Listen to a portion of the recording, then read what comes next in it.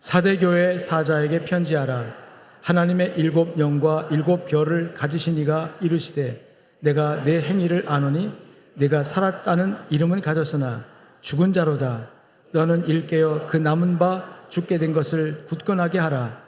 내 하나님 앞에 내 행위에 온전한 것을 찾지 못하였노니 그러므로 내가 어떻게 받았으며 어떻게 들었는지 생각하고 지켜 회개하라. 만일 일깨지 아니하면 내가 도둑같이 이르리니 어느 때에 내게 이르는지 내가 알지 못하리라. 그러나 사대에 그 옷을 더럽히지 아니한 자 몇 명이 내게 있어 흰옷을 입고 나와 함께 다니리니 그들은 합당한 자인 연고나 이기는 자와 이와 같이 흰옷을 입을 것이요 내가 그 이름을 생명책에서 결코 지우지 아니하고 그 이름을 내 아버지 앞과 그의 천사들 앞에서 시인하리라. 귀 있는 자는 성령이 교회들에게 하시는 말씀을 들을지어다. 아멘. 건강하십니까? 3부 예배가 건강한 분들만 왔나 봐요. 1부는 이렇게 아멘이 안 컸거든요. 2부도 그냥 조금 아멘 그랬는데 우리 3부에는 건강한 분들이 온 것 같습니다. 건강하십니까? 아멘. 저도 사실은 지금도 젊었다고 생각해요. 저는 젊습니다. 근데 더 젊었을 때 정말 건강은 당연한 것으로 알았어요. 지금도 어떻다고요? 건강합니다. 저는 오늘날 제가 병원에 잠깐 있었잖아요. 옆자리에 한 분이 있었는데 이제 서로 이제 그 같은 병실에 쓰니까 대화를 하잖아요. 어디서 왔습니까? 왜 왔습니까? 얘기하는 중에 그분은 정말 심각하게 죽음 바로 직전까지 갔다 왔더라고요. 부부가 낚시를 갔는데 거기서 심장마비가 온 거예요.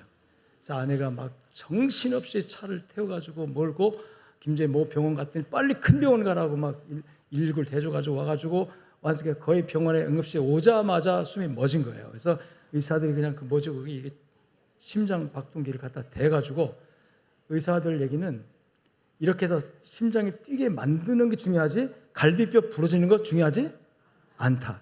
일단 살리고 봐야 되니까. 그러니까 얼마나 막 세게 했는지 살아났어요.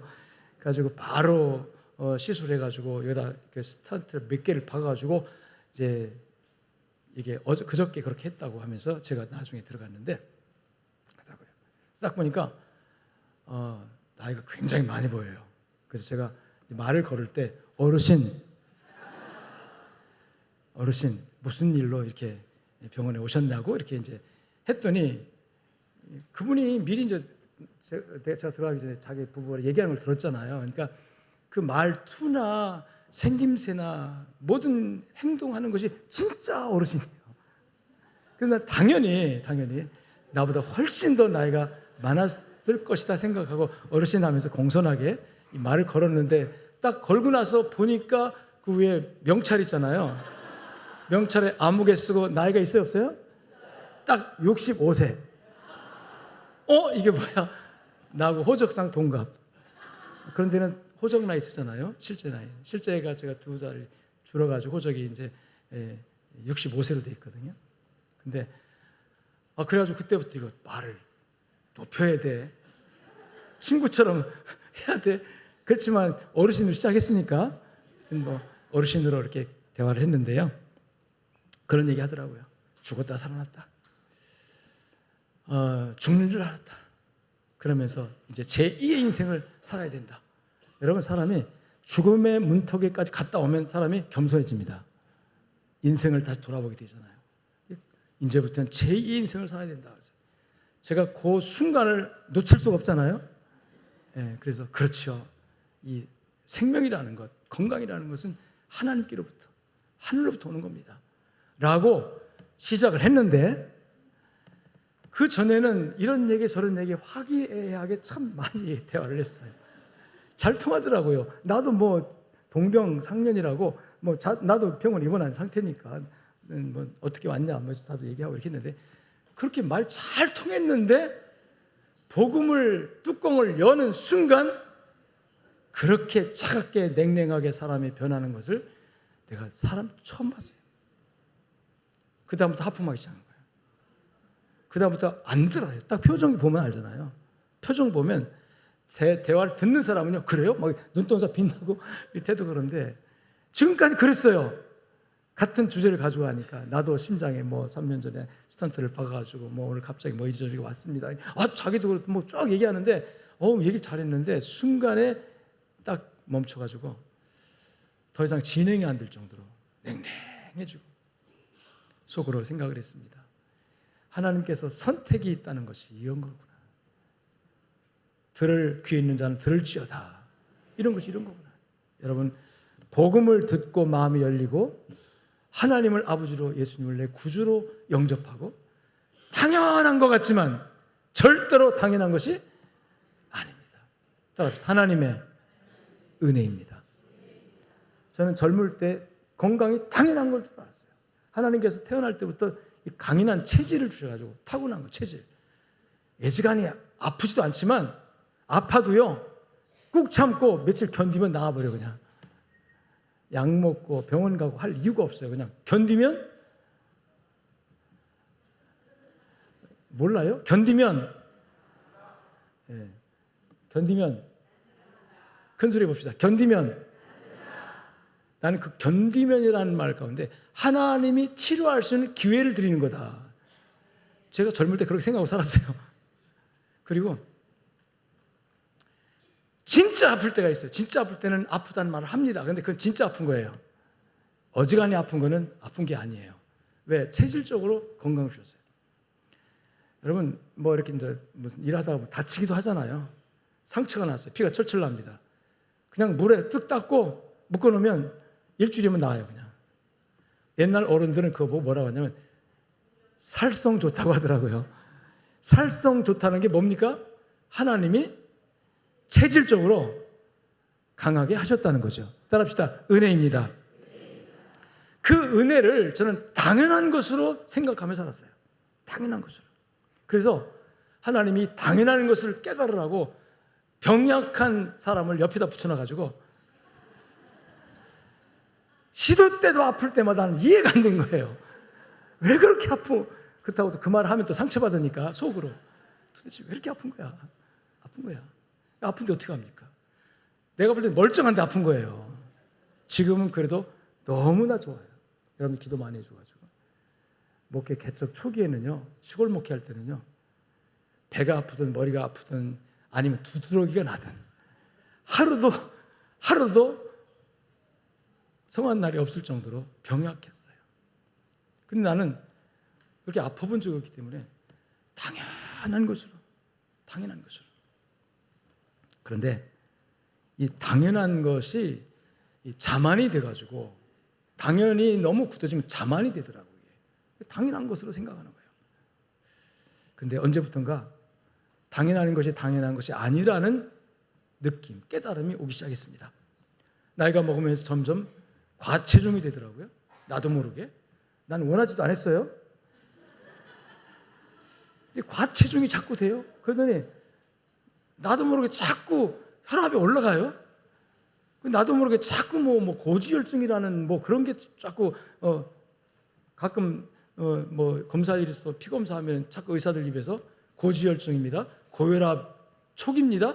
나중에 그것이 고혈압 중기입니다. 이제 고혈압입니다. 약 먹어야 합니다. 당연한 것에서 당연하지 않은 것으로 실제로 느껴지는 일들이 벌어지게 생겼던 거죠. 생각도 없이 그냥 약을 먹으라 약을 먹었어요. 그렇게 몇 년 동안 먹었죠. 근데 제가 이제 젊었을 때, 건강했을 때 약 먹기 전에는 가끔씩 1년에 몇 차례씩 헌혈을 했어요. 헌혈. 우리 교회 앞에서 헌혈의 집 있죠? 자주 이용하시기 바랍니다. 좋은 일이에요. 나의 가장 소중한 일을 나누는 것이니까. 지금도 우리나라는 이 피가 모자라서 수입해 옵니다. 남의 나라 피를 갖다가 응급 환자들 수술하고 그래요. 피가 한없이 들어가는 환자가 있어요. 지혈이 안 돼가지고 계속 피를 넣으면서 수술해야 되니까. 그럼 안 그러면 죽으니까.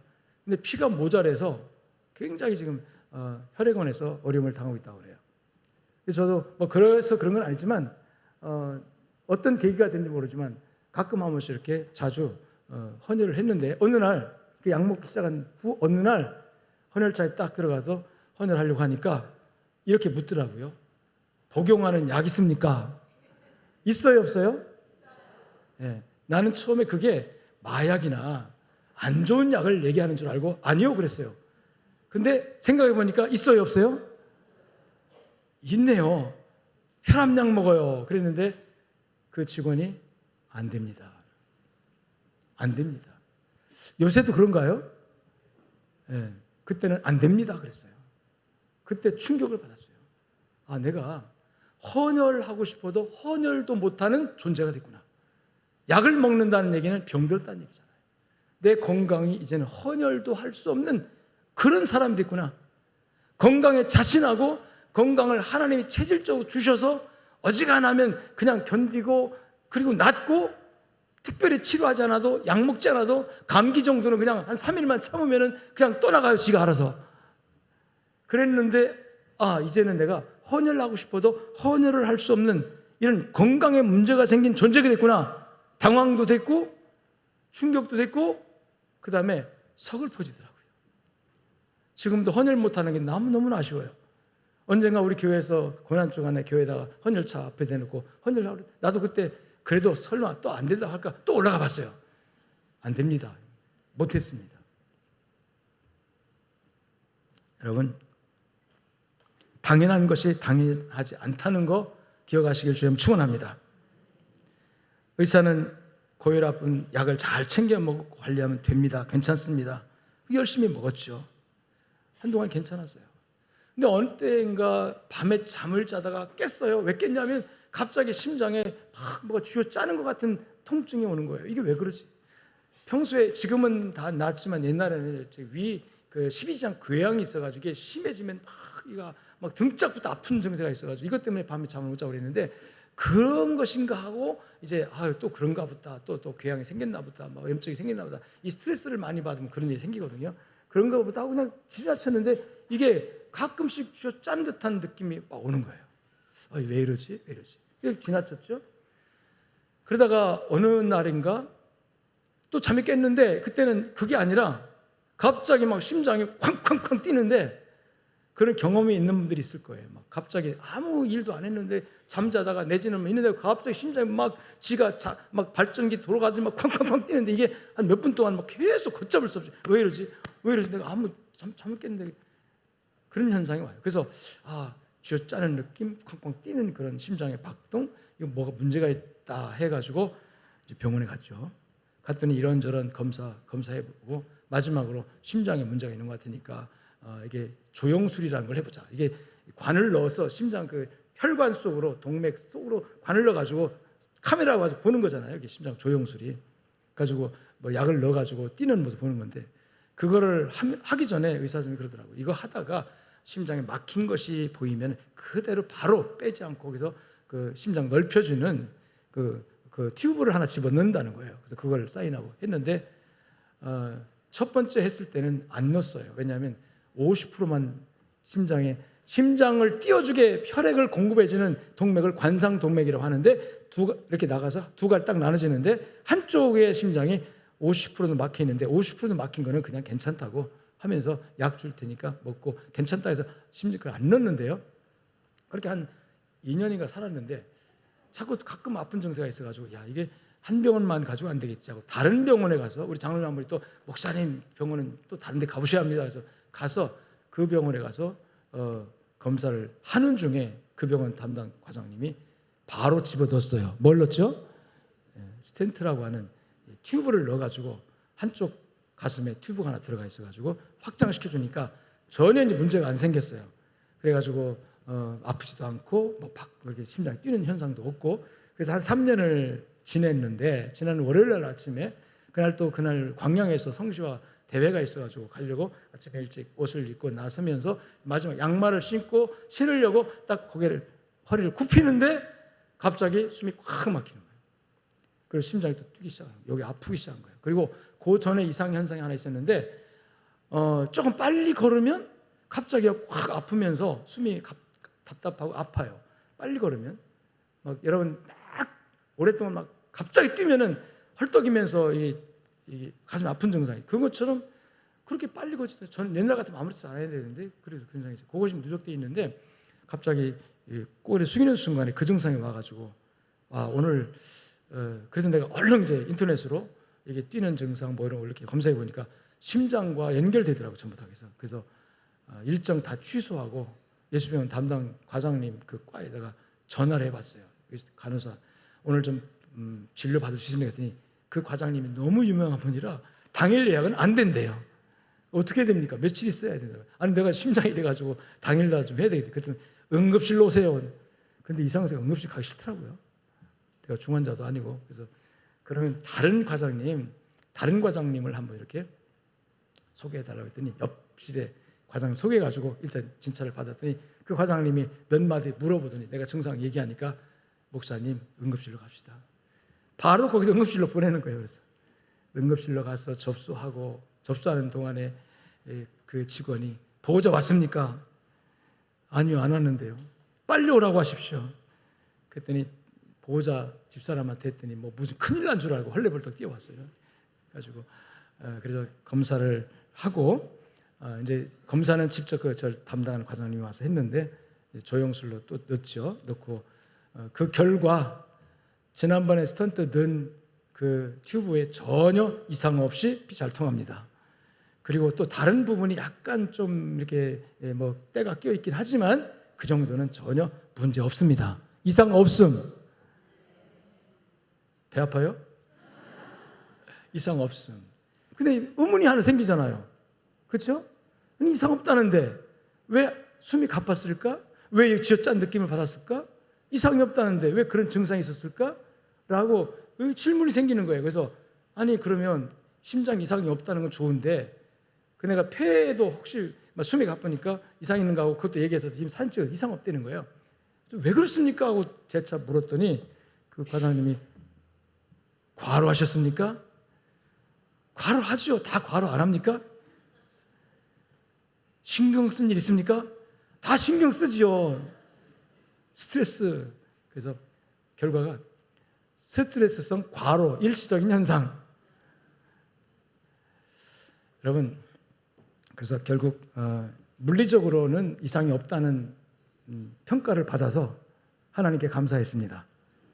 아멘. 현대인들의 관심사는 이 건강이라고 합니다. 적어도 나이가 50살, 60살 되면 젊을 때는 당연한 것처럼 여겼던 여러 가지 몸의 이상 증상들이 오면서 이 관심이 다 그쪽으로. 실제로 보면 이게 신방하거나 성도들에게 이제 제가 신방하면서 기도 제목이 무엇입니까? 물어보잖아요. 첫 번째가 뭐예요? 건강이죠. 건강이 최고죠. 연세가 드실수록 젊은 사람들이 같지 않지만 건강이죠. 건강이 최고죠. 내 건강, 자식들의 건강, 남편의 또 아내의 건강이죠. 건강이 관심사라는 거죠. 실제로 한국보건사회연구원이 발표한 통계에 의하면 2020년, 5년 전입니다. 20년 우리나라 전 국민들이 건강을 위해서 건강을 유지하고 건강을 관리하기 위해 쓴 돈이 얼마냐? 167조 원. 여러분 감이 잡힙니까?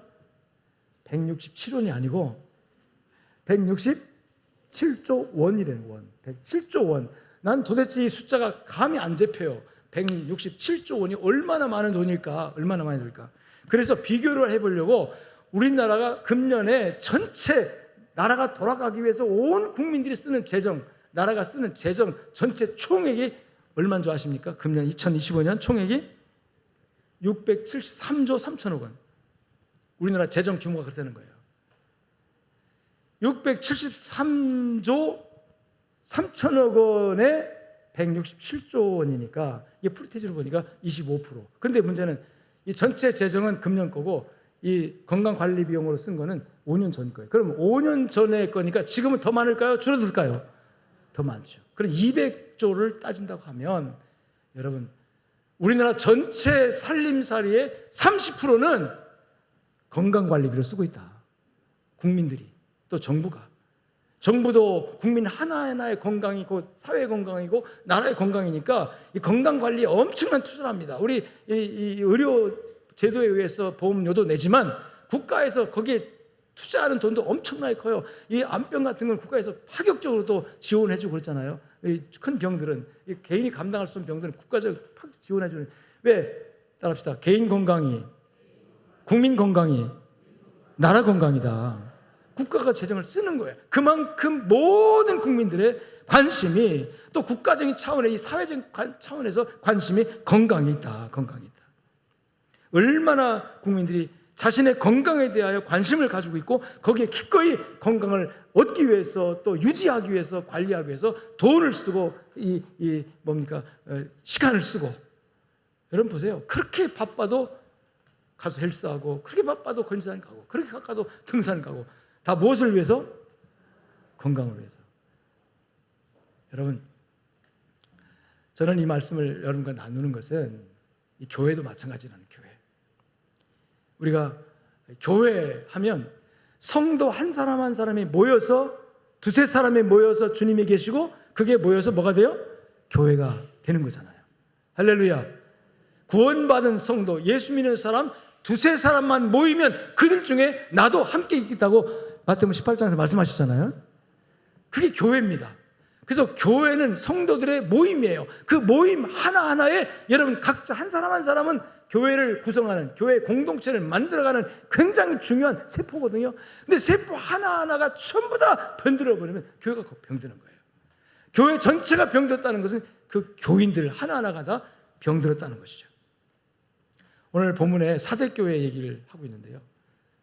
계시록에서 2장부터 3장까지 소아시아 지역의 7교회에 보내는 하나님의 메시지가 기록되어 있는데, 그 메시지 가운데 예수님을, 이 말씀을 하시는 분을 묘사할 때 따라합시다. 불꽃 같은 눈동자.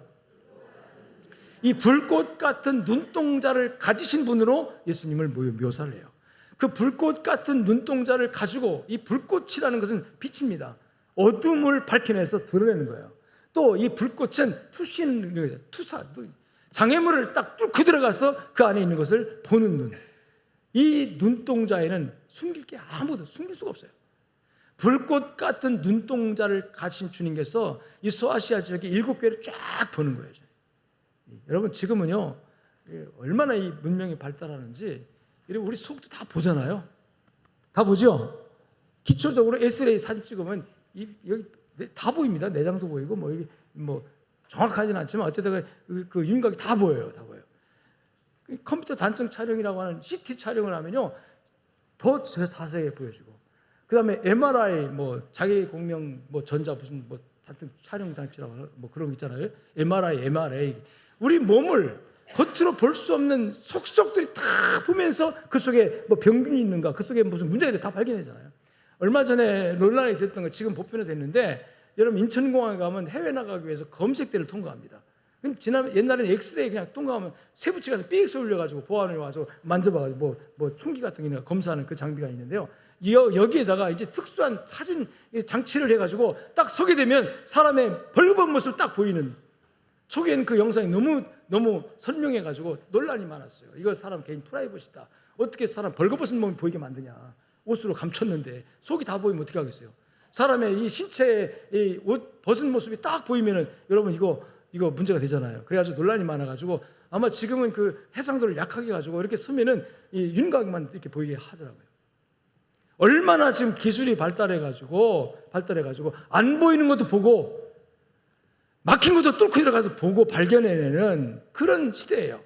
그런데 오늘 예수님께서 이 소아시아 지역의 7교회, 이건 전체 세계 모든 교회들을 두고 하신 말씀이에요. 모든 교회와 그 교회 성도들을 주님께서 불꽃 같은 눈동자를 쫙 돌아보니까 뭘 보느냐면 딱 세 가지 봅니다. 병 들었느냐, 건강하냐, 병 들었고 또 어느 부분이 병 들었냐, 이런 걸 보는 거예요. 그래서 요한계시록 2장 3장에 보면 딱 세 가지 평가가 나옵니다. 칭찬만 들은 교회, 책망만 들은 교회, 책망도 듣고 칭찬도 들은 교회. 여러분, 그런데 이 사대교회는 따라합시다. 책망만 들었습니다. 책망만 듣는데 그 책망을 받은 원인, 이유가 뭐냐면 1절에 보니까 내가 내 행위를 아노니 내가 살았다는 이름은 가졌으나, 따라합시다. 죽은 자로다. 따라 하라고 할 때 하는 게 신상이 좋습니다. 살았다고 하는 이름은 가졌으나 뭐라고요? 다시 한번 뭐라고요? 살았다는 이름은 가졌으나 실상은 정말은 죽은 자. 이걸 누가 합니까? 겉모양은 살아있는데, 겉모양은 아무 문제 없는데, 주님께서 불꽃 같은 눈동자로 딱 보니까 이게 발견된 거예요. 심장에 문제가 있는데 증상이 나타나기 전에 누가 합니까, 그걸? 근데 엑스레이 딱 찍어보니까 문제가 있는 거예요. 그래서 증상이 나타나기 전에 발견하는 자가 그나마 병들어도 복 있는 자입니다. 증상이 심화돼서 마지막에 발견되면 치료가 잘 안 돼요. 근데 아직 증상이 나타나기 전에, 암이랄지라도 어떤 중간 병이랄지라도 증상이 드러나기 전에 딱 발견하면 가능성이 있고 치료가 거의 100% 됩니다. 병들지 마십시오. 혹시 병들더라도 초기에 발견하시고 해결되기를 저희는 축원합니다. 그리스도 안에 있는 사람들은 하나님이 쫙 스캔한다고 그러잖아요. 살펴보는 거예요. 쫙 봅니다. 딱 보면 너는 문제가 있다. 너는 문제가 있다. 문제가 있다. 지적할 때요. 아이고 나는 문제 없습니다. 문제 없습니다. 교만입니다. 교만입니다. 문제가 있다. 그렇군요. 내가 볼 수 없는, 나는 알지 못했던, 주님이 보실 때 발견, 그 문제가 나의 문제입니다 하고 솔직하게 주님 앞에 내려놓고 주님의 말씀을 받아들이고 주님께서 주신 해결책을 따라가면 해결될 줄로 믿습니다. 교회 건강성을 지키자는 거예요. 교회 건강성을 생각해 보자는 거예요. 그런데 교회 건강성이라는 것은 다른 거 없어요. 내 건강성입니다. 왜? 교회라는 것은 성도 한 사람 한 사람 모여서 이루어진 것이 교회이기 때문에 그 교회를 보니까 이건 문제가 있다 하면 그 교회 성도들 구성원 하나하나가 다 문제가 있는 겁니다. 이 사대교회 성도들의 문제예요. 저는 우리 교회를 건강한 교회를 만들고자 하는 그런 비전과 그런 목적을 가지고 처음에 개척이 있고 39년 동안 섬겨왔습니다. 시대의 세속적 흐름에 휩쓸리지 않고 유행의 풍조에 밀려 세속화되지 않기 위해 노력해 왔습니다. 여러분이 의식했든 안 했든, 느꼈든 느끼지 않았든, 목사님이 목회를 왜 저렇게 하나라고 반문할 수도 있었지만 제 나름대로는 그 목적과 방향을 따라합시다. 건강한 교회. 할렐루야. 할렐루야. 한동안 우리 대한민국의 교회들 전체가 다 저녁 예배에서 오후 예배로 바뀌는 때가 있었습니다. 순식간에 휩쓸려서 서울에 뭐 큰 교회가 몇 교회 시작하니까 전국에서 다 오후 예배로 확 바뀌어버렸어요. 유행처럼. 왜 바꿔야 되는지도 생각해보지도 않고 기도해보지도 않고 그냥 좋게 보인 거죠. 편하게 보인 거죠. 다 바꿨어요. 저는 거의 질문을 했어요. 왜 바꿔야 되지? 왜 저녁 예배 드리다가 왜 오후에 바꿔야 되지? 이유가 딱 하나밖에 없더라고요. 나의 편리함을 위해서. 우리의 편리함을 위해서.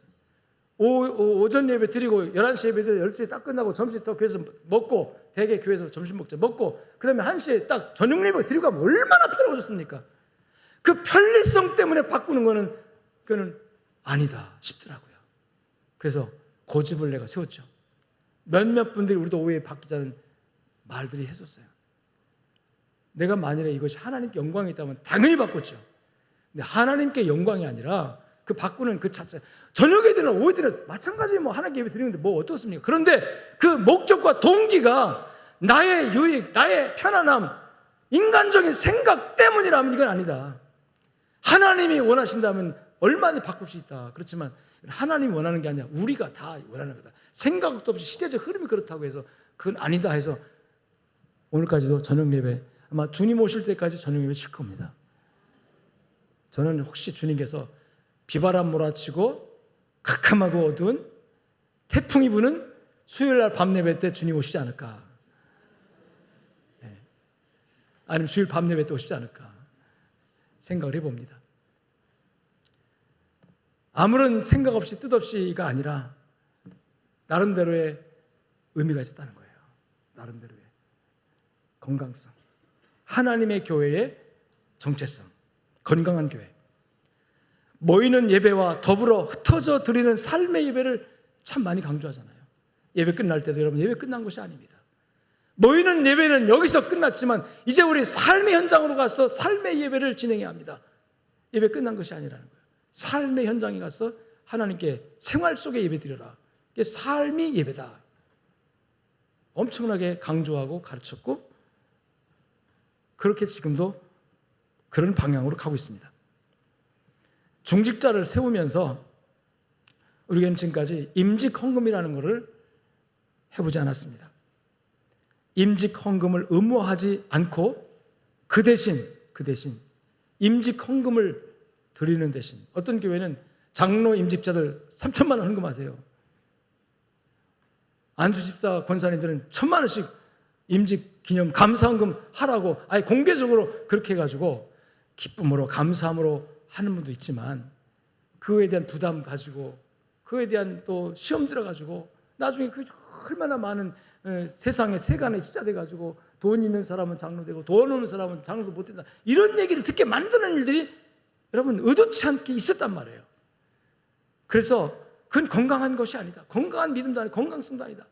헌금을 하더라도 자원해서 자발적으로 해야지, 감동을 줄 수 있도록 설교하고 감동이 되면 하면 되는 거지, 그거를 지목해서 할 수 있는 성향은 아니다. 그건 건강한 것이 아니다.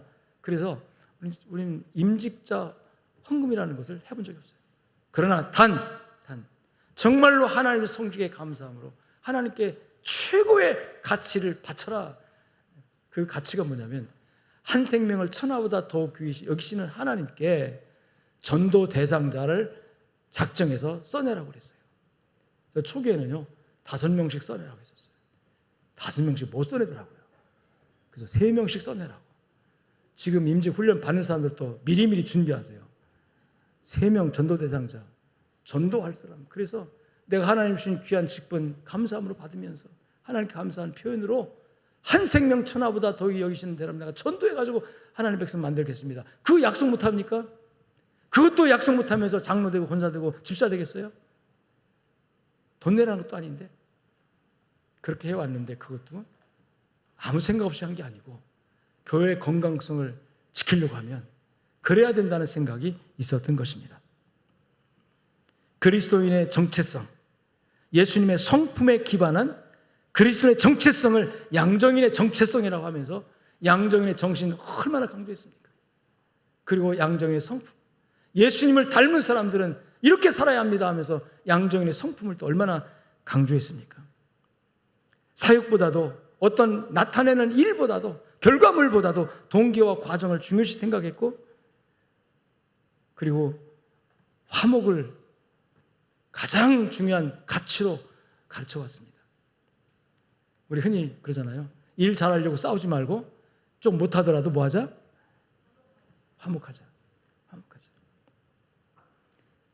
화목을 중요한 가치로 가르쳐왔고, 그 이유는 교회의 건강성을 위해서입니다. 목회를 위한 목회가 아니라 선교가 목적이 되는 목회. 목회를 위한 목회가 아니라, 여러분 목회를 위한 목회를 하다 보면 건강성 잃을 때가 있어요. 건강한 교회의 모습을 벗어날 때가 있어요. 왜? 목회를 위한 목회를 하다 보면요, 목회 자체가 목적이 되다 보면 거기 전부 다 이권과 관련이 있어요. 목사도요, 교회 부흥하면 누리는 혜택이 많아져요. 그걸 원인이 어디 있든 간에 작은 교회, 개척교회 때 누리는 것과 1,000명, 2,000명, 10,000명 모이는 때 누리는 거 의도치 않아도 그게 같습니까? 거기에 유혹받지 않을 사람이 어디 있습니까? 다 유혹받습니다. 인간은 누구나 다. 그래서 목회를 위한 목회는 부흥을 강조하고 우리 교회 1,000명 모이는 되게 해주세요. 수단과 방법 다 가리지 않고 동원해서, 심지어는 옛날에는 뭐 어떤 일이 벌어졌냐면요, 남의 교회 끌어다가 내 교회에서 부흥시키면 된다는 식으로 남의 교회 어려움 시험 당해서 그 교회 흩어진다. 와, 그 교회 흩어져 다 우리 교회 왔으면 좋겠다. 아니, 그 교회는 하나님의 교회 아닙니까? 우리 교회만 하나님의 교회예요. 그 교회가 무너지고 그 교회가 시험 들어서 그 교회가 좀 두쪽 났으면 그게 기쁨이 됩니까? 그 교회는 우리 교회 오니까 우리가 부자 되는 겁니까? 그거를 축복을 생각하면서 자랑하고 다녔던 시대가 건강하지 못한 마음가짐이죠. 건강성을 잃어버린 모습이에요. 이런 건강성 때문에 목회를 위한 목회가 아니라 선교를 위한 목회. 그래서 선교를 위한 목회를 하다 보면요, 100명 있을 때나 50명 있을 때나 1,000명 되고 10,000명 돼도 항상 가난해요. 왜? 부흥이 목적이 아니라 뭐가 목적이에요? 선교가 목적이니까 항상 가난해요. 여러분, 양적교회 얼마나 멋집니까? 이 부지도 넓고 크고, 우리 건축하려고요 저쪽에다 땅도 2,600평 사놨어요. 대단한 부자입니다 지금. 아무도 아멘 안 하시네요. 난 그런 걸 부자라고 생각하지 않고 여러분이 부자라고 생각해요. 하나님의 말씀에 감동받고 말씀대로 살려고 몸부림치는 건강한 성도들이 한 명이든 두 명이든 제 곁에 있다는 게 저는 자랑이고 감사고 하나님께 영광이고. 할렐루야, 할렐루야. 화목을 강조하다 보니까 싸울 일이 있어도 내가 먼저 꼬리 내리고 내가 먼저 양보하고 내가 져주니까 싸울 일이 있어요, 없어요? 그렇다고 내가 싸움 안 하는 줄로 착각할 줄 아십니까? 다 알아요, 싸우는 줄. 부서에서 서로 갈등하고 서로 티격태격하고. 왜? 그거 모를 것 같아요. 목사님은 맨날 교회도 아니고 맨날 밖으로 도니까 모르겠지. 하나님께서 여러분 주신 영감이라는 게 있어요. 느낌이라는 게 있어요. 하나님 그런 거 없으면 어떻게 목회를 하겠습니까? 그런 거 없이 어떻게 40년을 이 길을 여러분 달려왔겠어요? 하나님 주시는 특별한 은사가, 이 목사로서의 은사가 있습니다. 있습니다.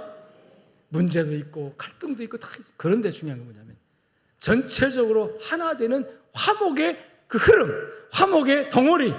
따라합시다. 우리 양족교회는 화목한 교회입니다.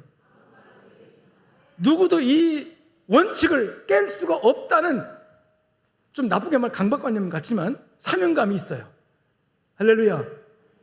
왜냐하면 건강한 교회를 만들어야 하기 때문에. 건강한 교회가 되어야만이 하나님이 영광 받으시고 이 하나님의 교회로서의 역할을 감당할 수 있기 때문에. 여러분들이 알든 모르든 목사는 고민하며 건강한 교회를 지향하여 여기까지 달려왔습니다.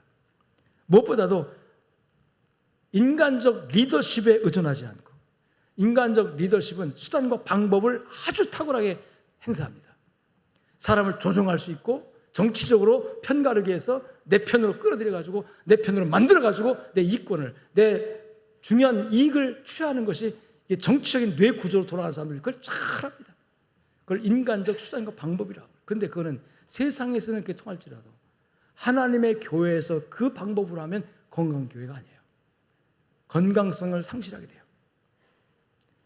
바보처럼 아무것도 하지 않는 것 같지만, 어떤 방법도 없는 것 같지만 분명한 목회 철학을 가지고 분명한 하나님 중심적인 신본주의적인 하나님의 말씀 중심의 분명한 철학을 가지고 인위적인 생각, 인위적인 방법이 아니라 하나님께서 개입하셔서 하나님 역사하시도록 한 자리 뒤로 물러나서 여러분 이 교회가 하나님에 의해 세워지도록 만들어가는, 그것이 보이진 않습니다. 보이진 않지만 하나님께서 건강한 교회로 세워가는 일에 귀하게 쓰신 줄로 믿습니다.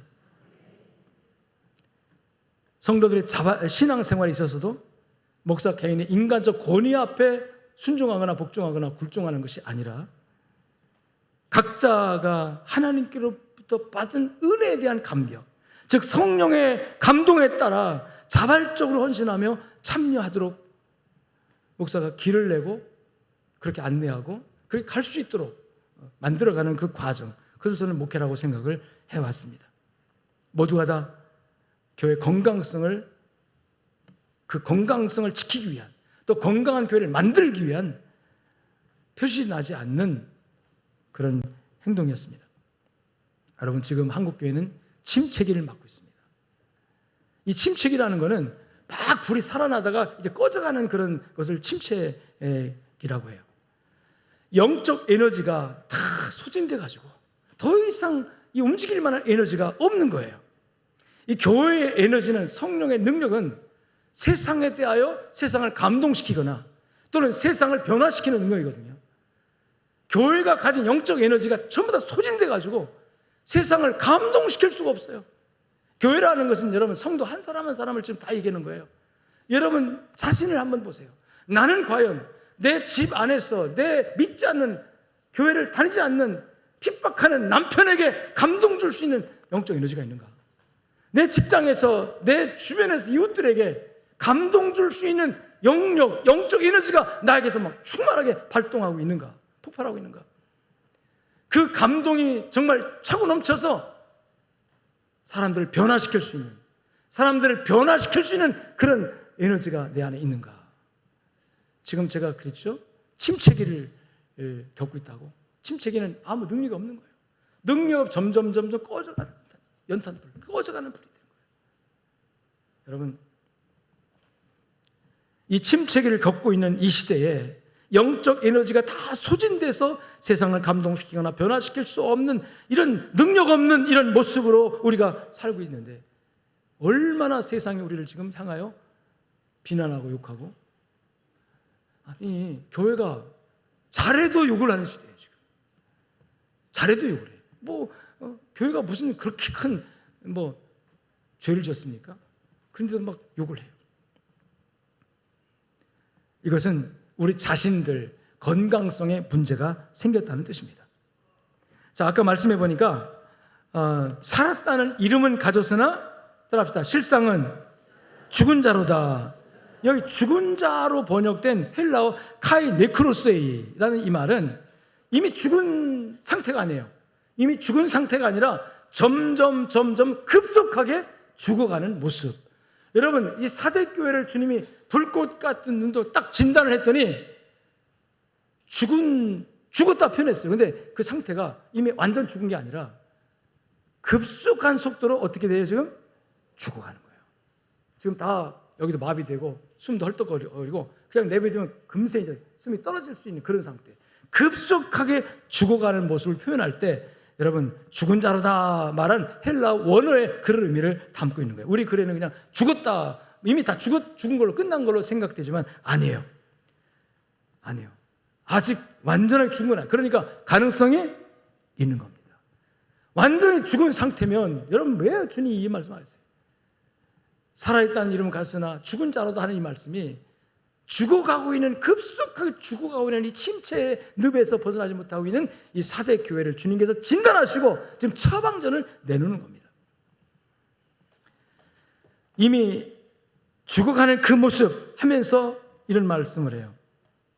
살았다는 이름은 갔으나 실상은 죽은 자로다. 자, 살았다는 이름이라고 표현돼요. 이름이라는 단어가 헬라어 오노마라는 단어예요. 오노마. 그런데 이 의미가 뭐냐면 우리 글로는 이름이라고 번역을 했는데 따라합시다. 명성, 평판. 사대교회를 좀 이 두 단어에서 딱 분석을 해보면 이거예요. 겉으로는 평판이 너무 좋은 거예요. 교인도 많이 모이고 열심히 성도들 막 신앙생활을 잘해요. 평판이 너무나 좋아요. 좋은데 주님께서 그들의 속내를 딱 보시니까, 불꽃 같은 눈동자로 보시니까 평판은 너무너무 좋은데, 소문은 너무나 좋게 자는데 실제 속을 들여다보니까 급속하게 죽어가고 있는 상태더라고요. 이거 심각한 겁니다. 본인들도 알지 못하는 거예요. 본인들도 지금 내면에서 죽어가는지도 모르고 평판만 의지하고 평판이 좋으니까 아무런 감각 없이 지금 여러분 시체가 되어가고 있는 모습이에요. 사대교회가 살았다는 세간의 명성과 평판은 자자했지만, 소문은 정말 좋은 소문은 났지만 실제로는 영적으로 침체되고 죽어가는 상태에 처해 있음을 진단하고 있는 것입니다. 오늘 한국 교회가, 우리 교회가 경계해야 할 영적 질병 바로 이겁니다. 이 정도면 됐지, 이 정도면 우리가 신앙생활 잘하고 있는 거야. 우리 개인도 마찬가지예요. 근데 하나님 볼 때는 병들어 죽어가고 있다, 이제 얼마 안 있으면 생명 끝난다 하는 정도로 심각한 영적인 질병에 걸린 모습. 저는 언제부턴가 이제 총회를 하고 또 GMS를 섬기면서 많은 분들을 만날 때마다 소문이 났잖아요. 전국에 양정교회 하면 선교하는 교회로 소문 났어요. 제가 소문 퍼뜨린 건 아니고 어떻게 하다 보니까 그게 났는데, 아는 교회, 양정교회를 아는 교회들은 목사님, 나는 몰라도 양정교회는 알더라고요. 양정교회 유명한 교회, 선교하는 교회 정말 목사님이십니까? 훌륭하십니다. 그런 칭찬 들을 때마다 처음에 한 번은 그런 대로 칭찬 들어서 나쁜 사람 있습니까? 괜찮은데 이게요, 자꾸 들을 때마다 나도 모르게 적응이 되면서 당연한 것처럼 생각이 되는 느낌이 들어요. 당연한 것처럼 다 칭찬하니까 당연한 것처럼. 그다음 문득 내가 이 칭찬에 익숙해져 가지고 이걸 실제 나의 본 모습인 것처럼, 겉모양, 사람들은 모르잖아요. 사람들은 우리 내면을 몰라요. 나의 내면도 몰라요. 그러니까 겉에 드러난 잘하고 그런 것 때문에 칭찬하고 듣기 좋으라고 립 서비스라고 하는데 하잖아요. 근데 거기에 나도 모르게 익숙해지면서 이것이 당연한 것처럼 느껴지는 것 같은 느낌을 제가 받았어요. 그래서 겁이 나더라고요.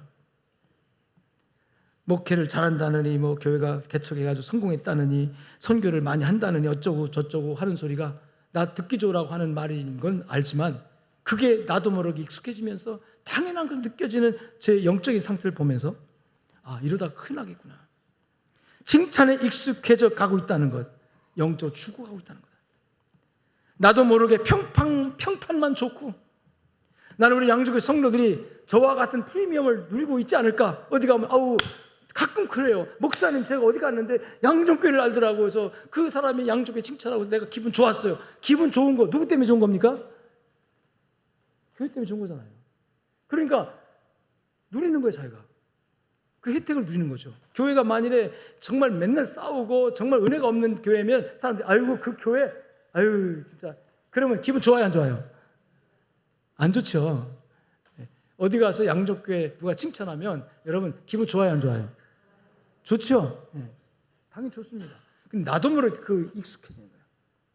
그러면서 저는 이런 생각을 해봤어요. 우리 성도들 가운데 선교하는 교회, 양족교회 좋은 교회라 이 칭찬 가운데서 그 누림을 누리고 있는데 과연 정말 자신이 정말 그 평판이 좋은 교회를 만들기 위해서 무엇을 공헌해, 무엇을 기여했는가에 대해서 고민해봤을까? 선교하는 교회 좋다고 해서 자랑하고 선교하는 게 좋다고 해서 정말 하나님 축복이 있을 거라고 해서 신앙생활 하는데 나는 과연 선교를 위해서 얼마나 헌신했는가?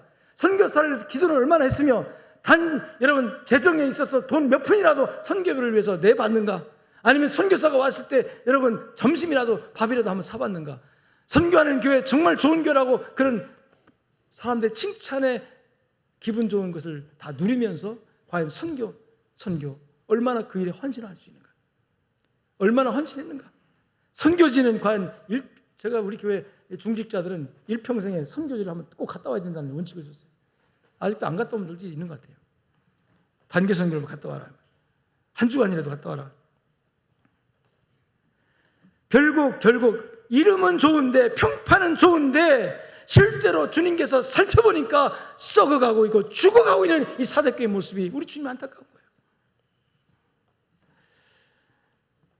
지금까지는 주님을 섬긴다고 섬겼고 교회를 섬긴다고 섬겼는데 그것이 무슨 칭찬받을 일이 되는가?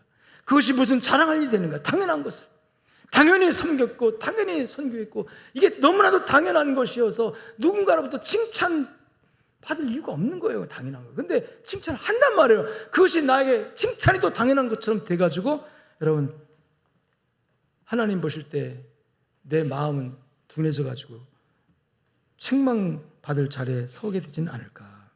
그래서 이 사대 교회 같이 될까 두려움이 있습니다. 사대 교회는 겉으로 볼 때는 아무런 문제가 없는 교회였습니다. 모두 열심히 했고 조직이나 재정도 결코 다른 교회에 뒤지지 않았습니다. 봉사도 열심히 했습니다. 사람들에게 아름다운 소문과 평판이 아주 좋은 그런 교회였습니다. 그런데 오늘 주님의 평가를 보니까 주님이 불꽃 같은 눈도 쫙 진단해 보니까 이 사대교회 문제가 뭐냐면 4절에 보니까 그러나 사대에 그 옷을 더럽히지 아니한 자 몇 명이 내게 있어 흰 옷을 입고 나와 함께 다니리니 그들은 합당한 자인 연고라. 여러분 이 말씀이 칭찬 같습니까? 책망 같습니까? 판단이 안 섭니까? 이 말씀이 칭찬 같아요? 책망 같아요? 여긴 칭찬, 여긴 책망. 저는 책망으로 이해를 했습니다. 왜냐하면 역설적으로 보세요. 그 사대에 옷을 더럽히지 아니한 자 몇 명? 몇 명이라고 표현합니다. 이게 많은 수가 아니에요. 아마 5손가락 안에 들어갈 정도겠죠. 몇 명이니까. 좀 더 나아게 한 10손가락 안에 그 정도. 근데 그 교회 전체 성도들이 다 옷을 더럽히지 않았다 그러면 칭찬이지만 이게 역설적으로 보면 모든 성도가 전부 다 옷을 더럽힌 거예요. 지저분하고 찢어지고 냄새나는 옷을 다 입고 있어요. 근데 그 중에 몇 사람만 옷을 더럽히지 않고 깨끗한 옷을 입고 있다 이렇게 얘기하는 거거든요. 그러니까 칭찬이에요? 책망이에요? 책망인 겁니다. 전체 교인들을 향한 주님의 준엄한 책망을 하고 있는 거예요. 사대의 옷을 더럽히지 아니한 자 몇 명이 있어 내가 그와 함께 있을 거다. 이거 칭찬같이 들리지만 물론 이 옷을 더럽히지 않은 몇 소수의 성도들에게는 칭찬이죠. 그러나 다수의 성도들에게는 이 책망, 너는 왜 옷을 더럽혔느냐라는 책망이 되는 거예요. 역설적으로 모든 사람, 많은 사람이 모두 다 옷을 더럽혔기 때문에 이 교회가 지금 책망을 받고 있는데, 여기서 말하는 옷이라는 게 뭐냐? 옷이라는 게, 이 옷은 성도들의 행실을 의미합니다. 행실이 첫째, 따라합시다. 세속에 물들었습니다. 세속에 물들었다는 거예요. 세속주의. 교회 안에서 봉사도 하고 선교도 합니다. 교회 안에서 열심히 기도도 하고 예배도 드리고, 중직자로서 또는 직분자로서 아니면 평신도로서, 심지어 저 같은 목사로서 교회에서 맡은 바 책임져 열심히 합니다. 그래서 교회가 잘 유지되고 운영되고 바자회도 잘하고 아무것도 여러분 문제가 없습니다. 겉으로 볼 때. 그런데 그래서 그 결과 소문도 평판이 아주 좋게 났어요. 주변에서 사람들이 만날 때마다 칭찬하고 그 칭찬 듣는 소리가 좋아가지고 더 또 교만해지고. 근데 주님이 불꽃 같은 눈동자로 딱 살펴보니까 옷이 더럽혀졌다. 옷이 더럽혀졌다. 어떻게 해서 그 옷이 더럽혀졌느냐? 이게 세속주의예요. 세상의 가치관과 세상의 흐름이 그대로 교회에 들어와 버린 거예요. 그래서 예수 안 믿는 사람들이나 믿는 사람이나 달라야 돼요? 같아야 돼요? 어떤 사람 전도하니까 너나 나나 다른 점이 뭐냐? 나는 주일날 낚시하러 가고 너는 교회 간다는 건 다르지만, 너 일터에서 너나 나나 다른 점이 뭐냐? 너 술 먹을, 나 술 먹을, 너도 술 같이 먹자. 내가 가는 거 너 같이 가고, 너 믿는 사람이라면서 내가 하는 거 다 하잖아. 너하고 나하고 다른 게 아무것도 없는데 내가 왜 교회 가야 돼? 여러분, 세상 사람들은요, 우리에게서 예수의 모습, 예수 향기를 보기를 원해요. 자기들은 시궁창에 살면서 그리스도인들은 깨끗한 곳에 있기를 바라는 거예요. 그래서 우리가 세속주의에 휩쓸리면은 여러분, 사람들로부터 왕따 당합니다. 진짜 사람들로부터 욕먹어요. 아까 침체기에는 세상을 변화시킬 만한, 세상을 감동시킬 만한 에너지가 고갈돼가지고 사람들 비난받는다, 욕먹는다 그랬잖아. 지금이 그런 시대예요. 왜? 우리가 우리의 영적인 힘을 가지고 세상 사람들에게 변화를 줄 수가 없는 거예요. 세상 사람들의 거짓과 그 생각을 어떻게 바꿀 수가 없어요. 우리에게 영역이 없기 때문에. 세속주의가 교회 안에 들어오면 영역이 딱 사라져버리고 맙니다. 우리가 경건하고 거룩하고 하나님의 말씀의 중심에 서서 안 되는 거 되는 거 구별하고, 할 수 있는 거 하면 안 되는 거 구별하고, 그게 좀 까다롭지만요, 어떻게 보면 율법주의라고 할 수도 있겠지만 우리 행실을 그렇게 가지면요, 여기서 영역이 생겨요. 영역이 생겨서 함부로 세상 사람이 우리를 얕보지 못합니다. 교회 안에 훌륭한 불신자들, 교회 안에 존재하는 훌륭한 불신자들이 점점 많아지고 있다는 거예요. 하나님이 살아계신다고 형식적 고백은 하지만 진짜 그 마음에는 하나님이 안 계신 사람들이에요. 절대적인 상황이 오면은 하나님을 부인하는 사람들이 이 교회 안에 많아지고 있는 모습, 영역이 사라지는 모습, 영역이 상실되는 모습이에요. 겉으로는 전혀 문제없는 교회이지만 내면으로는 하나님을 믿지도 않고 섬기지도 않는 사람들이 문제입니다. 머리로는 알고 있지만 신앙의 행위가 없는 교회의 모습이 세속주의 교회의 모습입니다. 머리로 알고 믿는 것을 그대로 행동하는 것은 복음주의예요. 성령의 감동에 따라서 행동하는 겁니다. 실천이 중요합니다. 그래서 인간 중심의 편리주의, 신앙생활은 그저 형식적인 것일 뿐, 불신자들처럼 사치하고 방탕하며 도덕성이 땅에 떨어지고 자기 중심적이고 인간 편리주의에 익숙해진 모습. 얼마 전부터 우리 교계 안에 우리 목사님들 모이고 무슨 행사할 때마다 진짜 마음이 아픈 게 하나 있어요.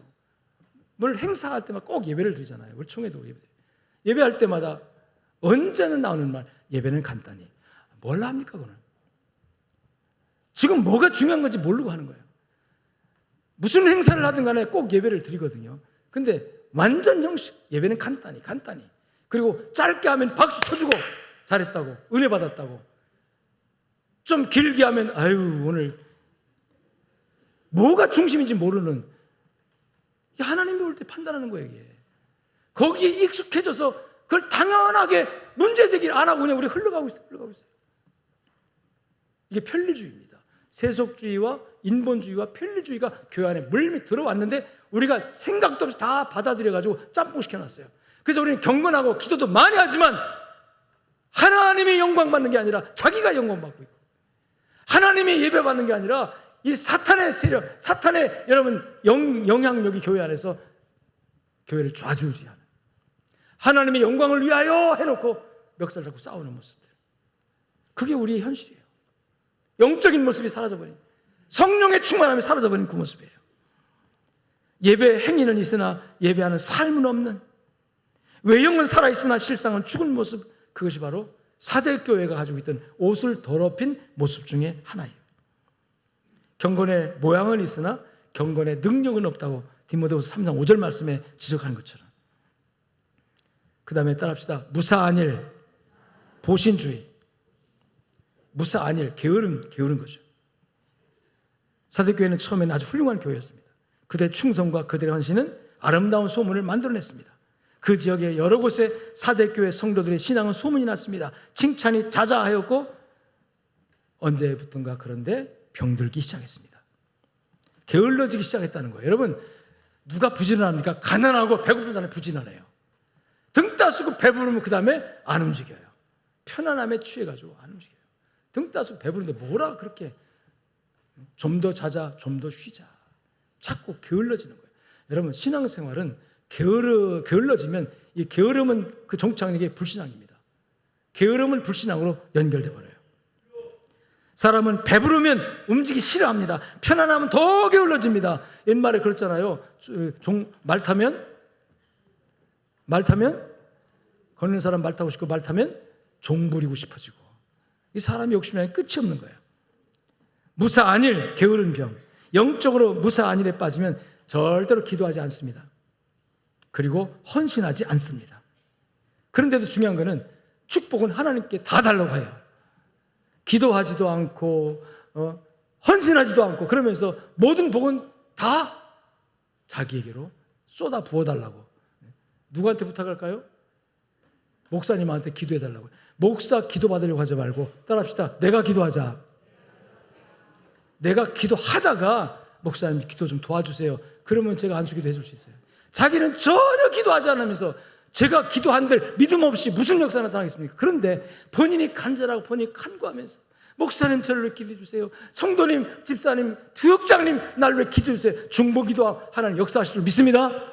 아멘. 저 실제 그런 간증들을 많이 해요. 제가 여러분들에게 얘기 안 해서 그렇지. 목사님 기도해 주세요. 기도해 주세요. 그 다음날 목사님 아픈 게 나았어요. 그걸 뭐 자랑을 간증합니까? 근데 목사의 기도가 중요한 게 아니라 본인의 간절함이에요. 본인의 간절함.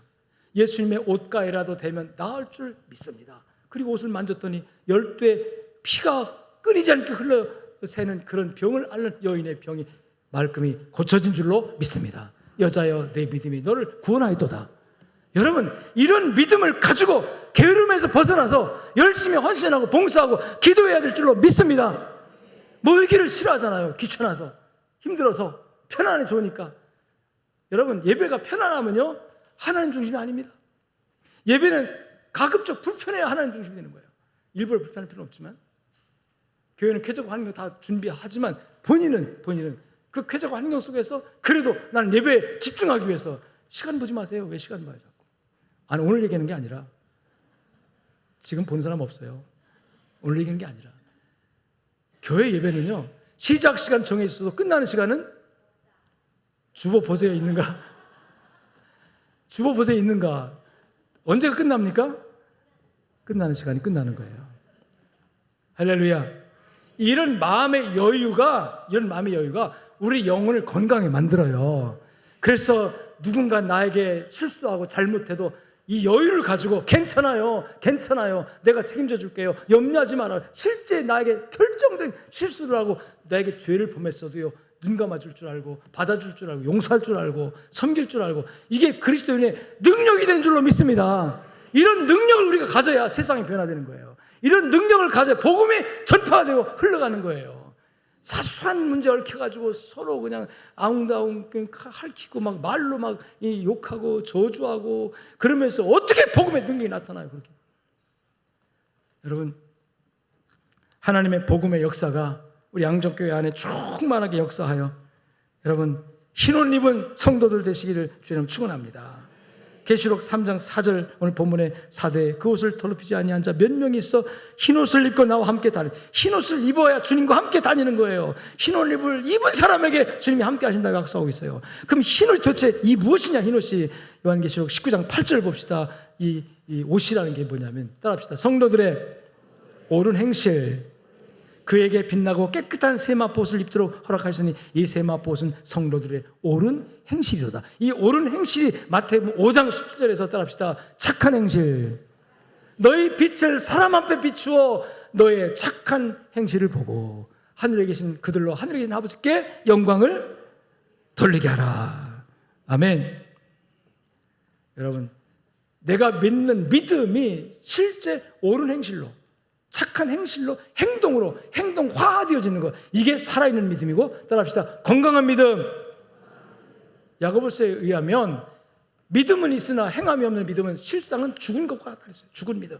오늘 사대교회에 너희가 살았다는 이름은 가졌으나 실상은 죽은 자다, 죽어가고 있다라고 말한 것처럼 이 옳은 이 옷이 더러워졌다는 것은 바로 행실이 복음적이지 않다, 말씀과 어긋난다, 이 얘기거든요. 그러니까 우리가 옳은 행실을 통해서 살아있는 믿음을 증명할 수 있는 거예요.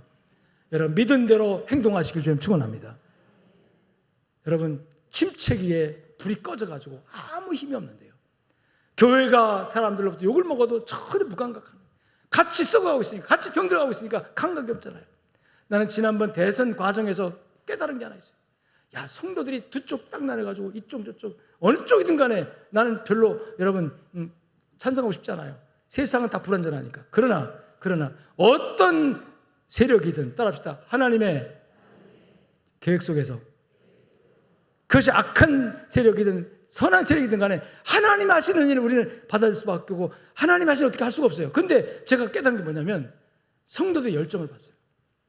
내가 속한 정당의 이념과 정당의 가치관에 여러분 반하는 말을 누가 하면은 막 얼마나 열이 나가지고 막 싸우려고 하더라고요.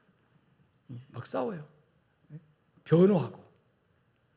내가 몸담고 있는 그 당의 정책이나 또는 그 가치관이나 그 리더의 어떤 행위에 대해서 적극적으로 변호하고 적극적으로 여러분이 방어하고 옹호하는 그런 태도를 봤어요. 그게 다 똑같아요. 그런데 이런 생각을 해봤어요.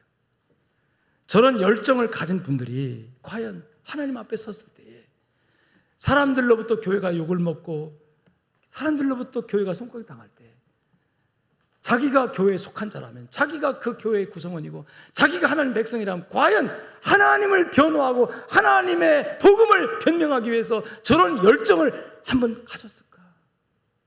심지어 어떤 사람은 같이 교회를 같이 욕해요. 세상 사람 교회 욕하니까 그래 맞아, 다 한국에 썩어가지고 정말 아이고 나도 교회 다니기 싫은데 어쩔 책임 때문에 다니고 있어. 같이 욕을 하는 사람들 도대체 뭐하는 사람이냐고 그랬어요. 나는 여러분, 살았으나 죽었다는 이름을 갖고 죽어가는 성도가 아니라 정말 살아있어서 영적 에너지가 충만해서 사람들을 감화시키고 감동시키고 변화시킬 뿐만 아니라 교회가 복음 때문에 진리 때문에 핍박을 당할 때, 교회가 한 가치관 때문에 핍박을 당할 때 일어나서 예수님 살아계신다고, 하나님 살아계신다고 외치고 혈기가 아니라 진리로 싸울 수 있는 열정이 있기를 주님 축원합니다. 아유, 할 수 없어. 세상이 그래서 우리가 해봤자 안 통해. 그냥 어쩔 수 없어. 그러고 그냥 꼬리 내리고 가만히 있겠습니까? 그건 죽은 모습이에요. 내 안에 있는 생명의 그 약동이, 여러분, 우리 백두산 옛날에 죽은 화산, 사화산이라고 했는데 요새 막 살아서 꿈틀거리 나오더라고요. 자꾸 백두산의 온도가 올라가고 있어. 언제 터질지 모른다고 그래요.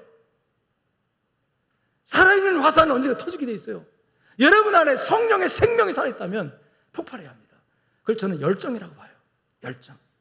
하나님을 사랑하는 열정, 교회를 사랑하는 열정. 그래서 교회가 진리 앞에 딱 서서 진리를 지켜나갈 때 그 진리가 핍박받으면 여러분, 그 진리 옹호자로서, 진리 변호자로서 적극적으로 열정적으로 진리를 지켜나가는 열정이 보이는, 그게 건강성입니다. 살아있는 사람은 움직이게 돼 있어요. 건강한 사람은 움직입니다. 나이가 들수록 건강성이 떨어지고 나이가 적을수록 건강성이 강화되죠. 그래서 어린아이일수록, 아주 갓난아이일수록 움직여요, 안 움직여요? 엄청나게 움직입니다. 막 움직입니다. 얼굴도 움직여요. 그게 건강하다는 거예요. 근데 연세가 드실수록 80노인 움직여요, 안 움직여요? 아이고 힘들어. 안 움직여요. 움직이세요. 움직여서 합니다. 움직여야 돼요. 건강성의 척도예요. 양쪽의 성도 여러분, 흰옷 입은 칭찬받았던 그 소수의 사람들이 됩시다. 우리 건강한 모습으로 주님 잘 섬기다가 세속주의에 물들고 인간중심 편리주의와 무사한 일에 빠진 게으름에서 벗어나서 십자가의 피로 그런 것들 다 씻어내고 인스턴트 신앙을 벗어버리고 정말 정직하게 중요하게 하나님께 예배하면서 여러분 구원의 은총에 감격해서 죄와 싸우며 주님의 주신 사명을 감당하며 십자가를 전하는 생명력 있고 건강한 교인들로 잘 우리 교회를 섬기다가 주님 오신 날에 우리 주님 앞에 할렐루야 영접할 수 있는 여러분 되시기를 주의 이름으로 축원합니다.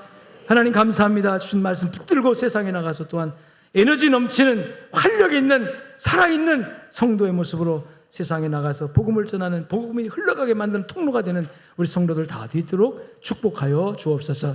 살아있는 것 같으나 실상은 죽어가는 이 사대교회가 아니라 겉으로 볼 때는 형편없이 보일지 몰라도 속에는 생명이 폭발하는 영적인 에너지가 차고 넘치는, 그래서 양보할 줄 알고 져줄 줄 알고 베풀 줄 알고 나눌 줄 알고 주님 한 생명의 영혼을 위해서라면 내 모든 것도 바칠 줄 아는 그런 놀라운 영적 파워가 넘치는 건강한 교회, 건강한 성도 되어지도록 은혜 베풀어 주시옵소서.